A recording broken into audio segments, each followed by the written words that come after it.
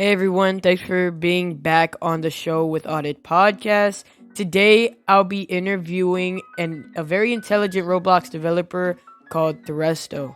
I had a very good time being able to interview him because of his personality and showing how he started in the past. Thanks for watching and let's get into the video. Alright, hello Threasto. Thank you for being a part of the Audit Podcast, and I just want to go ahead and ask you some questions during our interview. All right, thank you for the interview. This is a nice opportunity. Yeah, of Hopefully, course. some other cool creators can be on here. So just go ahead and tell us a little bit about yourself and what you do on YouTube. I guess I'll kick this off kind of like how I do my YouTube intros. Hey guys, I'm Threasto, and I'm a Roblox developer. More specifically, a solo game developer, I guess, at this point, because over the years I've kind of changed up what I do on the platform.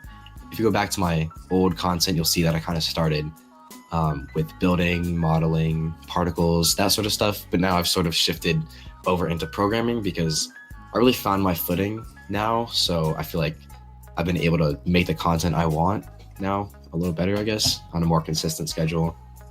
Yeah. So you enjoy programming on YouTube? Yeah, I do. Yeah. I've been trying to get more into, I guess, tutorial stuff because I never really thought of myself as a good teacher programming wise, but Yeah. it's like something I'm looking into doing more. I've been watching like some of your videos and I've seen that you really just like scripting for fun. That's fair enough. Yeah. I like to script the things that I find interesting. I mean, maybe sometime in the far future, I'll sit down and just become a sellout and start making simulators and all like the hit games or whatever. But Yeah, that's cool. Have you ever been a part of like a big creation? I've worked for many people, not things entirely where I'm like a main developer of it, but things I've definitely contributed to. I have a whole Google document of everything. Actually, let me just pull this up if you want me to list some things.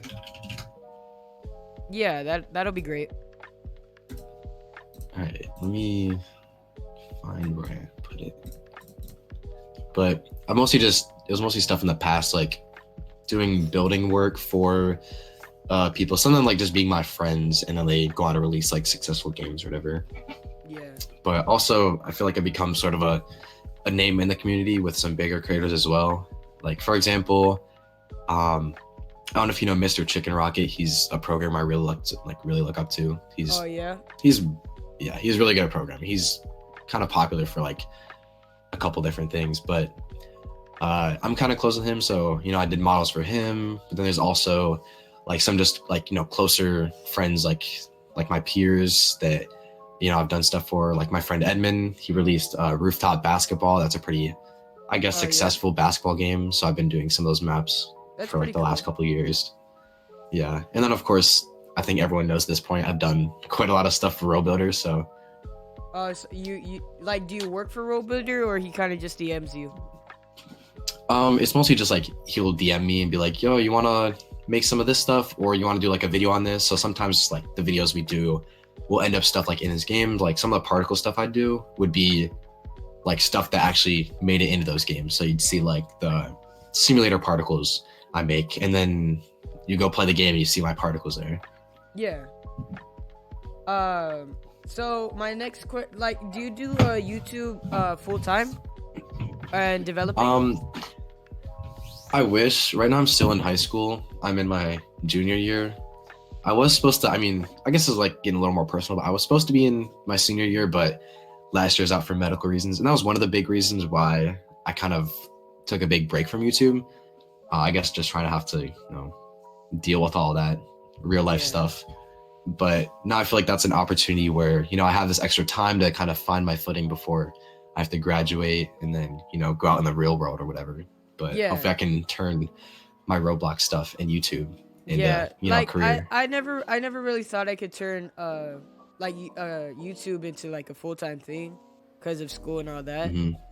And it's just it's a really busy thing that you have to be doing. Yeah, it's definitely a lot of work, and it's a huge commitment to stay consistent. I've definitely experienced that myself, just kind of coming back to YouTube multiple times. Like there's been, long breaks, like 6 month breaks where it'd be radio silence and then I come back with whatever next best thing I'm doing. Yeah. So since you only do it like part time, do you don't make an income? Like you don't bring an income to your household? Um, I don't bring an income to my household, but I definitely have, made money for myself personally. Just most of my first money I made off of Roblox was just spent, upgrading like my setup, for example, like just kind of stuff that I wanted to like, not like entirely just like impulse purchases, like just go buy some random stuff, or whatever. But mostly Yeah. just stuff I kind of felt like I needed to continue doing this stuff. Yeah. Have you ever been recognized by Roblox themselves? Um, I can't say I have, but I've definitely been recognized by some, I guess, famous people in the Roblox community. Like I've met like Roblox moderators, star creators, like all that sort of thing. Um, so I feel like I don't know. I've met a lot of known people, but never Roblox themselves, I'm pretty sure. Yeah. Yeah, that's pretty cool to be able to actually meet those kind of people. Hmm. Um like me personally, I've never really been I've never met a Roblox moderator or anything like that unless it's like for a ban. Yeah. That's fair enough. uh so that's pretty cool that you've gotten to experience that.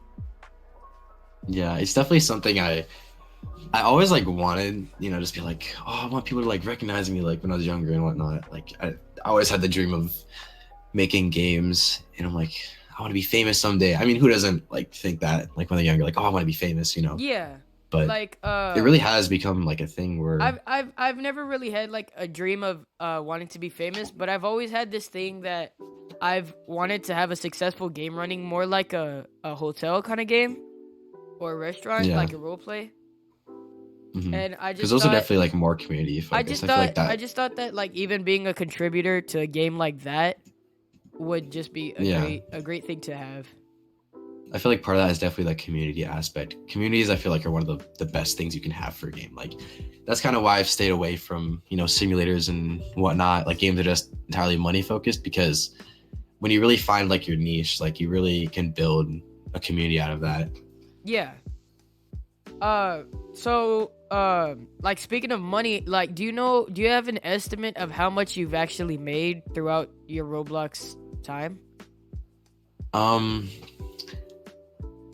Let me think of a way to put this, because I don't want to like name numbers, I guess, but I've definitely DevX'd a couple times, and that was like before like they really lowered it. So like that was like the 100K DevX. I've done that a couple times. I made money off of commissions, just selling maps and whatnot. And I guess in total, I've made more off of Roblox than how much I made working at a part-time job for half a year. Oh wow, yeah. Yeah. That's that's pretty cool. So I guess you've probably made a lot. Not as much as I'd like to. Yeah. Right now, I haven't really been doing as well with my solo stuff, but I feel like I can kind of see the trend that this is improving. Like I am going to be making more, like just with my, recent projects, and even just getting my name out there in general, just like to try to increase my chances of success in the future. Yeah. Uh so do you only do like modeling? I mean like scripting, or have you modeled in the past before? Uh, yeah, as I said earlier, I've kind of switched between what I've, done through the years, and I feel like that's what makes me quite a, I guess, consistent developer or something. I don't know. I don't really know how to phrase it, but I kind of have all the tools that I need, so I don't have to, really rely on other people. Like I'll have my friends contribute to my games like every once in a while, like for animations, which I never really got into, or Yeah. other little things like art. But like I can basically create an entire game, like a self-contained game from start to finish by myself. So like kind of like Bloxburg. Yeah, sort of. I mean, Yeah. Coptus, that was mostly like a solo game, right? And then he just had contributions Yeah. from like community members or whatnot. So you really do like a variety of whatever you need to do. Yeah. Yeah. And I haven't, I'm not like too amazing at one specific thing, but I feel like that's what makes me like a good developer is that, I'm not amazing at one specific thing, but I'm pretty all right at a lot of things. Yeah. And I feel like that's something you don't it's really like see a being lot. bilingual. That it's like Yeah. it's like unique when you're able to speak two languages. Yeah. When you can do multiple things, it's good for other people. Hmm. Like, so do you sell your, I guess you said it earlier, but you sell your creations, right? Or you just make them for Yeah, fun? in the past I had done commissions mostly for builds and models. I haven't really done any commission work with scripting, and I don't really plan on selling any of my games, but mostly just for fun. And I try to, first of all, I want to make sure I have a pretty good established community, which is something I kind of do have already. You can look through my past projects and see that I have had like a lot of those community members still stay even up until now. So I feel like that's already really nice. Like even in my stream earlier, I was seeing viewers I recognized from when I was back at 1,000 subscribers. So I'm mostly just trying to focus on, I guess, smaller games with that more community focused aspect, and then try to let grow and become bigger. Yeah. So I actually got involved in scripting, and I was never really that good at it, but I was able to sell some creations that like I didn't make that much, but I made more like up to 1,000 Robux on just certain stuff that I could create and put them on the marketplace. Yeah. So that was a good experience to have. Yeah, for sure. I feel like besides like releasing a game and trying to just promote your game, like one of the best ways to get out there is just reach out to other people and show off like I guess what you can do. So if other people, like, you go to somebody and you like work for them, they'll be like, oh wait, this guy's pretty cool, and then like other people, it's kind of like, I guess, a domino effect where more and more people kind of find out about you because you're kind of putting yourself out there. But it's also good to let people come to you for commission work, because that's where most of my commissions came from. I'd put myself out there in the past, and you'll be like, oh, like on dev forum, like, guys, my commissions are open or whatever. Here's my portfolio. But then like people start coming to you, and I feel like that's how you sort of like quote unquote made it. Yeah. Well, yeah, that's pretty cool. And speaking of like, people coming to you, I noticed that you almost hit your goal stone, like 10,000 subscribers. Yeah. And so you're still getting there. But it's amazing that you already have 8,000, and you already have such a big community that follows you. Yeah, I definitely wish I've grown a little more. Maybe if I was more consistent in the past and followed trends a little better. But I guess even though I'm not as big as I had hoped, I've built up something I'm proud of. Yeah. So like when like keeping a channel, you have to stay up with the latest trends that everybody else is doing, right? Yeah, that's why I've like done a tutorial on how to like recreate steep steps or stuff like that. Like I'll try to do like the 1 hour games with RoBuilder, like where we recreate like popular games with an hour time frame. I actually like watching those videos. They're pretty impressive. Just to see they're pretty fun to do as well. Yeah, if you know what you're doing in Roblox Studio. But like for someone like me who doesn't really know anything about Roblox Studio that much, it's just fun to really watch other people create games within an hour that might have taken several months. Yeah, that kind of sounds like something I heard earlier in my stream. Somebody like commented like, am I the only person who thinks it's so fun to like just watch somebody like code for like hours? Like, and I'm like, I didn't really think it was that interesting. It's kind of interesting to see that. Yeah. Was it hard growing your YouTube channel and your community?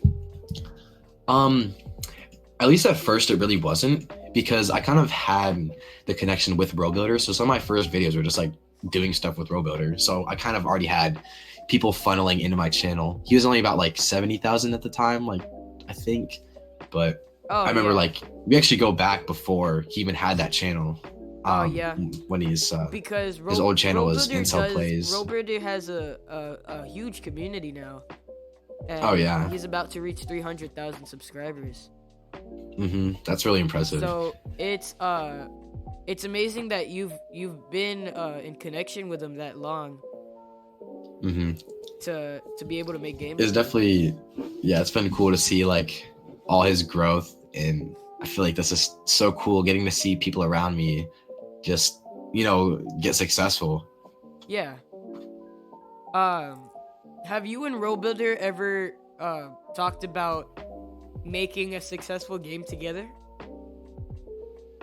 I actually don't think we really have. It's mostly just been like we'll like contribute to his games or whatever, and we'll do collab videos and stuff like that. But I don't think we've ever really sat down and try to make a successful game before. Although there is sort of one instance, which is with Super Slayers. That was one of the first games he released under like the RoBuilder channel, I think. And that map was actually the commission I had done for him before he created that channel. And we just never thought the game was going to get released. So he's like, here, I'll pay you. And then, it'll be that, right? But then, a year later, he comes back and he finishes it. And it's like really cool to see that. Yeah. Well, it would be interesting to see y'all do an actual collab together where you try to make a game that can potentially go on the discovery page. Yeah, that'd be pretty cool. I definitely feel like if it's going to be like just us two or whatever, and like I'm the programmer, it definitely is something I'll have to learn a lot more about, because even now, I guess in comparison to how much stuff there is to know about programming, I'm still kind of only scratching the surface. Yeah. Let's see. So I wanna go way back before you really even created your channel. And actually started programming on Roblox Studio, and I want to ask you what inspired you to start making all these creations. So you want me to just like go back to like where I started with Roblox? Like we can go that far back. I have a pretty good memory of all of it. Like kind of like me, I kind of just said, oh, there's something called Roblox Studio, let me try it out. And then from one thing to the next, I started looking up tutorials on how to make stuff, and I started scripting. So I have a pretty rich history with Roblox in general. Yeah. Like I joined the platform over 10 years ago at this point, 2012. Wow. So I've been on it for more than half my life. But back in the day, I remember, coming home from school, and before, like, I don't know, it wasn't before Studio. Studio was still a thing. That's how you made games. But there was these things called personal servers, and you had like the stamper tool, and you could like build stuff in it, and it would actually like save to the place. So you could go in Studio and actually see the stuff you did in game as well. And that's kind of where I got started, like building. Like I was really fascinated, like, wow, I get to like, create these worlds. Like I just, take like the default starter place at the time, and just add my own stuff to it. Yeah. And like a couple years later, I come back, and I really get into Studio at that point. Like I would mess around with like some free models and whatnot. And it was really because like my friend was into Roblox at the time. I'm like, wait, you can make all this cool stuff on Roblox? So like, about 2016, I would start, just messing around, making small builds and just trying out different things. I didn't really get too advanced with it. There's a lot of unfinished stuff, but those next couple of years, I got more and more into it. And by like 2019, 2020, that's when I really was going, I guess, full force with the development. Like that was like when I was doing like my first full maps, and I think 2020 is actually when I did that commission for RoBuilder as well. So kind of going like through the years, like I just kind of got more and more fond of it, getting to see like, I kind of have a talent for this. I'm gonna just try to do some more stuff with it, Yeah. That's really impressive that you've been programming on Roblox Studio for that long. I mean, that wasn't all programming. That was mostly just the building. Yeah. But I guess the programming does go back to about 2020, but at that point it was kind of, it was on and off. Like I would come back every couple months, like script a really small little project that didn't get finished, try to learn something. But even at that point, my scripting skills were still very basic. Like I didn't really have a complete grasp on a lot of things. I could, barely do like if statements, loops, variables, like that sort of stuff. I never really got too into it, but I felt like I was kind of trapped, just stuck building and modeling for like those last 2 years or whatever. Like, and I didn't really feel like I had an opportunity to get back into scripting. But this year, this school year, this is when I really started getting back into it, especially because I've been doing this trade program basically at my school. Like it's like a little thing, you go to like a trade school for half the day. Yeah. But I've been doing computer tech, so I've been doing like hands-on stuff with computers and whatnot. And this this year, focusing on like actual game development, which is pretty cool. So that really became an outlet for me to, like, I guess have an excuse to get back into programming. Like just first 3 hours of the day, just like sit there and program. At school basically. And having supportive teachers and having peers around me, and me like being motivated to want to teach them as well. That's really what got me into programming, and I feel like it's what helped me develop so fast, because I was able to just make small projects, experiment, and really it felt way more rewarding, getting to like show them to people around you physically, rather than just posting on Twitter or something, right? Like people around you like with the same sort of interests, like they're all like whoa, like you made that. Like I always thought that was really rewarding. Yeah, so like you were able to, in school you would actually help out your friends and teach them about how computers worked and stuff? Well, yeah, so I guess the curriculum sort of taught, like the building computers and stuff, but like the game dev aspect, it was mostly just kind of an entry level, try to get into game dev, right? It was using the engine ClickFusion, which is, I don't even think it really has any programming. It's just kind of like, it's almost like drag and drop sort of like, and you can change like how things interact with each other. But like the teachers are like, you guys can just use whatever engine you want. Like you can go use Unity if you want. And there's people in my class using like Unity and Unreal. Like there's a lot of smart people there. But like my friends, like particularly, like they saw me like, doing this Roblox stuff, and they're like, wait, that's really cool. That looks, pretty simple compared to, going and trying out like Unreal Engine or something. So they started getting into it, and now like I've been able to kind of help them and teach them. Yikes, we might have hit a problem, ladies and gentlemen. I'm back. Hey, sorry about that. No, that's my bad. I didn't realize like inactivity was still a thing. Yeah, but that's yeah, fair again enough. with what you were saying, Yeah, I was saying, I guess it's kind of like, getting to teach like my actual friends like in school, like around me. That's kind of really what got me into wanting to make like programming, like tutorials, I guess. Like kind of half my content since I started like coming back to YouTube, like as a programmer, it's been like devlogs, and I've done like some collabs now. But I've done a couple tutorials, and I think that's actually pretty cool, getting to teach people, I guess, a little more advanced stuff. It's not like too complicated stuff, but it definitely isn't like your beginner level knowledge stuff. And I feel like that's an issue with a lot of tutorials is I feel like they don't really teach you the basic stuff well. And I feel like I'm scared of teaching the basic stuff as well, at least in like a video format, because it really is kind of hard to explain what's happening to like an absolute beginner. But just making tutorials that are more tailored towards the people who already kind of know like how to script at least a little bit, at least kind of understand the fundamentals. I can kind of have a little more freedom with how I teach these, instead of having to make like a 20-part beginner series or something. Yeah. So that's pretty cool that you actually did have friends who were interested in that kind of stuff. I tried showing some of my friends when I was into it, and I guess there was really just no one around me who really cared for all that stuff. Yeah.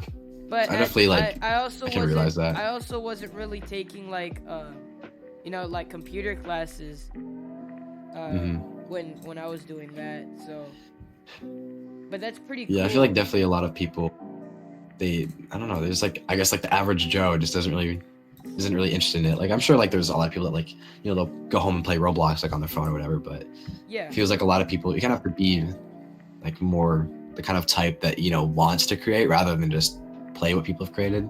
yeah, but it's like it's good when you say I like doing this, and then someone else says, "Oh, I also like doing that. We should do it together." Hmm. So For that sure. that must have been pretty cool. Yeah. I Uh guess a funny story is that, what were you saying? oh no, I was gonna move on to the next question. If you want to explain Oh, something, you yeah. can. Yeah, I just have a little story, I guess, to tell. But I guess one of the reasons one of the reasons I first wanted to get into like building, I guess, was kind of almost like out of spite and jealousy in a way, because I had this friend.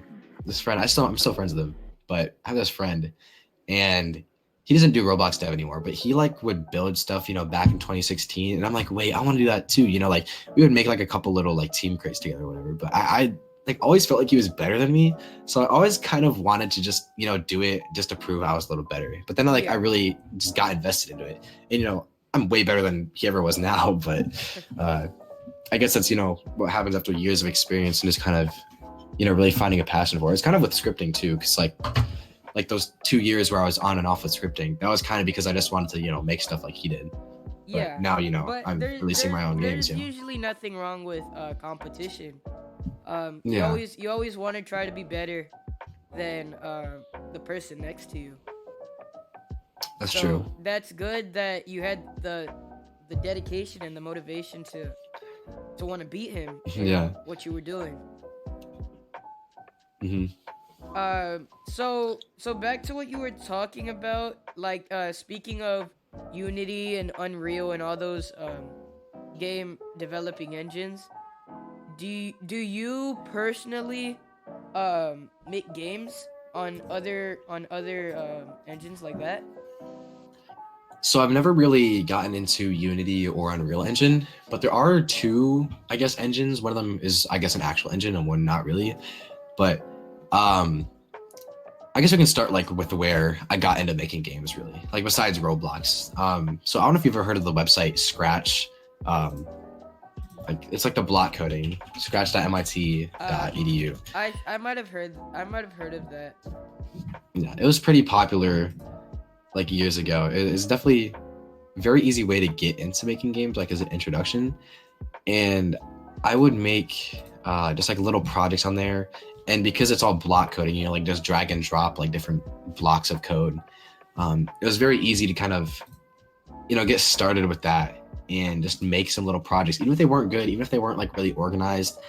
It was definitely a way to like kind of get into there. And that's also going back to the friend I was talking about. We also had competition on there. I just wanted to Yeah, like make games and be better than him. yeah. But that was That like the first kind of, yeah, that was like my first real game dev, I guess. That was like 2015. That was before I even started doing Roblox stuff. But yeah. That's must have been a good experience oh to yeah, I have. still have a lot of stuff still of. I Yeah. still remember my account and everything. So you really do have a lot of memories with all the developing you've done in the past. Yeah, I remember very vividly a lot of stuff, and I can just remember back to Yeah. like when I was doing certain things. And But speaking of I'm like yeah. what were you saying? Well, I'm glad you were able to bring it all back in today's interview. Yeah. Oh yeah, And about the other like engine, since like Scratch isn't really like a whole engine, it's just like in your browser. There was the only other real engine I ever experimented with was Game Maker. Game Maker 2, I think. oh Something yeah. like that. And I never did a whole lot with that. And I thought it was pretty cool, but it definitely was a little more confusing than Roblox is. I'm sure if I just kind of, did a lot more work with it, I would have been able to do some more stuff with it. I only have like a couple unfinished projects on there. But yet again, going back to my friend, the reason I picked up that was because I wanted to be better at Yeah. him than it. Or yeah, be better than him at Yeah. So Game Maker. you did have a lot of competition with him in really Oh whatever you yeah. did. It felt like he was always just, trying to get the lead on me. Yeah.